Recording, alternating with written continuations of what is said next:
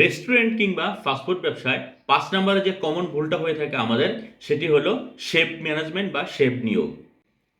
শুরুর দিকে যখন আমরা রেস্টুরেন্ট চালু করি তখন আমাদের অনেকের অভিজ্ঞতা থাকে না, যার কারণে আমরা প্রথমে চিন্তা করি যে কম টাকার মধ্যে একটা শেফ নিয়ে আমরা বিজনেস শুরু করি। এখানে আমরা দুইটা ভুল করে থাকি।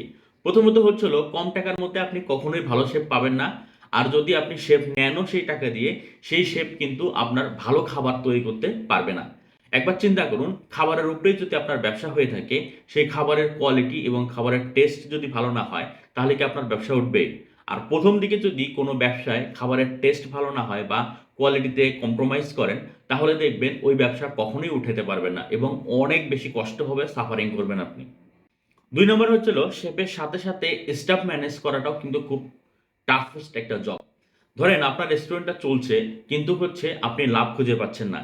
এর আরেকটি কারণ হচ্ছিল শেফদের ম্যানেজ করা। আপনার দোকানে যদি একজন শেফ, একজন অ্যাসিস্ট্যান্ট শেফ এবং একজন হেল্পার থাকে, তাহলে এদের প্রতি আপনার যেমন গুরুত্ব দিয়ে দেখাশোনা করতে হবে, ঠিক এরা কি করছে সেই কাজগুলোর উপরেও আপনার নিয়মিত তদারকি রাখতে হবে। কারণ হচ্ছে, এরা যদি আপনাকে চায় তাহলে একদম ডুবিয়ে দিতে পারে, আবার এরা যদি চায় আপনাকে একদম সাকসেসফুল একজন বিজনেসম্যান বানিয়ে দিতে পারে। সুতরাং স্টাফের সাথে সুন্দরভাবে ভালো ব্যবহার করা, তাদেরকে নিয়মিত ট্রেইন আপ করা এবং তাদেরকে ছোট ছোট পানিশমেন্টের আওতায় নিয়ে আসা। সেই সাথে তাদের স্যালারিটা সঠিক সময়ে দেওয়া, তাদের সাথে সদ্ব্যবহার করা, মন্দ খাবার দেওয়া। তা না হলে কিন্তু এই শেফ একসময় আপনার কাছ থেকে চলে যাবে বা আপনার প্রতি ডিমোটিভেটেড হবে।